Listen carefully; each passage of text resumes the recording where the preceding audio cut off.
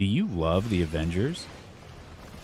Do you want a story-driven action game starring your favorite Marvel heroes in a battle to save the world? Do you love RPGs? Do you want to farm loot, upgrade gear, and grind endless semi-randomized missions with your friends? Do you want all of that in the same game? Probably not. But does it actually work? Oh, okay, bye.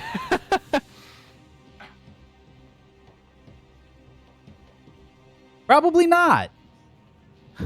In an effort to be everything for everyone, Avengers stumbles at every predictable obstacle.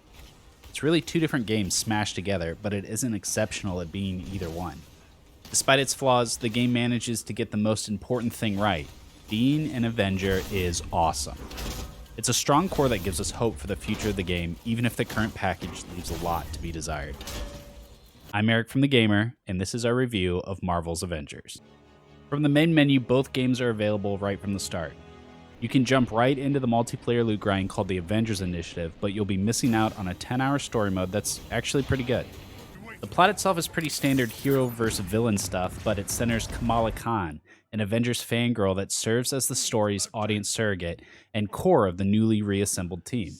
Her enthusiasm is absolutely infectious, and she made me acutely aware of just how much fun I was having being one of the Avengers.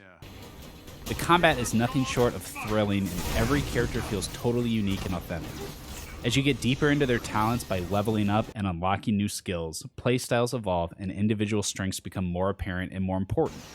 In multiplayer, each hero can really take control of their unique roles on the battlefield.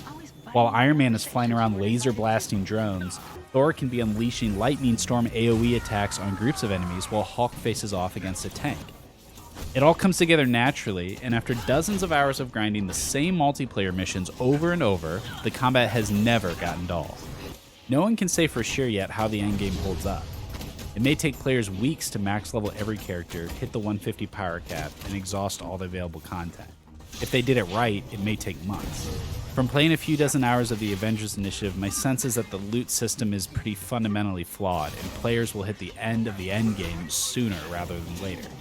Every activity rewards random gear of a higher level until you hit 130. After that, you'll need to grind boss fights and daily faction bounties to earn the materials to upgrade gear to 140, and that's it.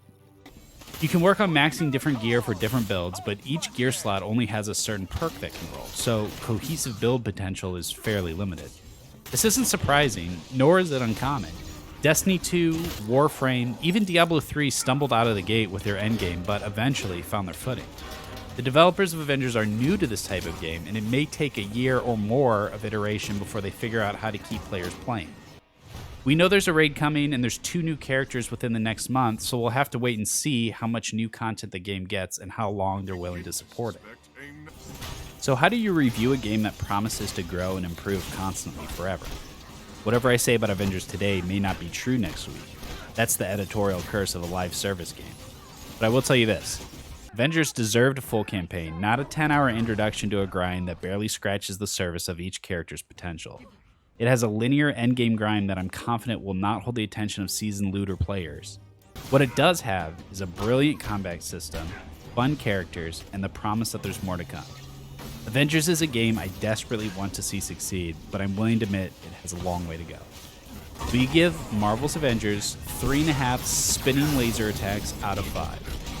For more Avengers coverage, visit us at thegamer.com.